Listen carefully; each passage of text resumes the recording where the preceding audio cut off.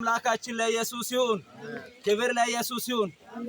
የእግዚአብሔር ቃል ሲናገር እንደዚህ ይላል፣ በልጁ የሚያምን የዘላለም ሕይወት እንዲኖረው እንጂ እንዳይጠፋ አንድያ ልጅ እስከሚሰጥ ድረስ ዓለምን እንዲሁ ወዷል ይላል። ኢየሱስ ክርስቶስን የምንሰብከው ጳውሎስ ሲሰብክ እንደዚህ አለ፣ በወንጌል አላፍርም አለ።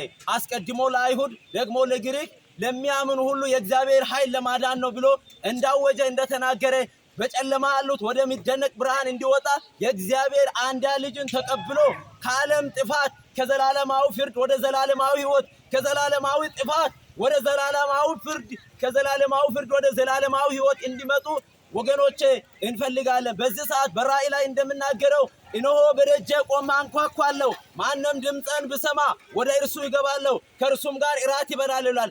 እግዚአብሔር እያንዳንዱን ከዚህ ሰዓት ጀምሮ ይህን ድምፅ በሰማችሁበት ሰዓት እግዚአብሔር በእያንዳንዱ የሴት እህቶች የወንድ ወንድሞች ልቦናቸውን እግዚአብሔር ያንኳኳ ነው። እግዚአብሔር የሚያንኳኳ ለምንድን ነው ካላችሁ፣ እግዚአብሔር ከዘላለማዊ ጥፋት ወደ ዘላለማዊ ሕይወት እንዲመጣ ነው። ከዘላለማዊ ፍርድ ይህን ቃል በሰማችሁበት ጊዜ ወደ ዘላለማዊ ሕይወትን እንድታገኝ ነው። በልጁ የሚያምን የዘላለም ሕይወት እንዲኖረው እንጂ እንዳይጠፋ አንድያ ልጅ እስከሚሰጥ ድረስ ዓለሙን እንዲሁ ወዷል ተብሎ በዮሐንስ ላይ እንደተጻፈው መሰረት እኛ የምናደርገው የኛ ሕይወታችን በእሱ ብቻ ነው። መዳን በሌላ በማንም የለም። እንድንበት የተሰጠ ብቸኛና እውነተኛ መንገድ ኢየሱስ ክርስቶስ ብቻ ነው። በእርሱ የሚያምን ብቻ የዘላለም ሕይወት አለው። በእሱ የሚያምን የዘላለም ጽድቅ አክሊል አለው። ስለዚህ መጽሐፍ ቅዱስ ሲናይ በሮሜ 3:23 ላይ ሲናገር እንደዚህ አለ፣ ሁሉም ኃጢአትን ሰርተዋል የእግዚአብሔርን ክብር አጉድላቸዋል ይላል። ለዛ ሮሜ 6:23 ላይ ሲናገር እንደዚህ ይላል፣ የኃጢአት ደሞዝ ሞት ነው።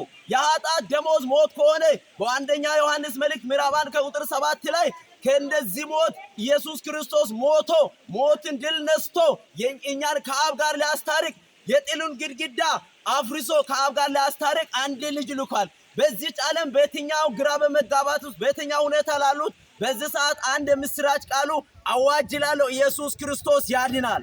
ኢየሱስ ክርስቶስ አዳኝ ነው። ኢየሱስ ክርስቶስ እውነት ነው። ኢየሱስ ክርስቶስ ሕይወት ነው። ኢየሱስ ክርስቶስ መንገድ ነው። ቃሉ በማቴዎስ ወንጌል 11 ከቁጥር 8 ላይ ሲናገር እንደዚህ ይላል፣ እነሆ ሸክም የከበዳችሁ ሁሉ ወደ እኔ ኑ እኔም አሳርፋችኋለሁ። በየትኛው ሸክም የከበዳችሁ በየትኛው ከሚትቀበዙት ቦታ ባላችሁበት ቦታ በየትኛው እንዴትስ ባለ ጎዳና ሲተዱ ለእናንተ በየትኛው ሸክም የሆነው ነገር እግዚአብሔር ላቃልል እግዚአብሔር አምላክ ብቻ ነው።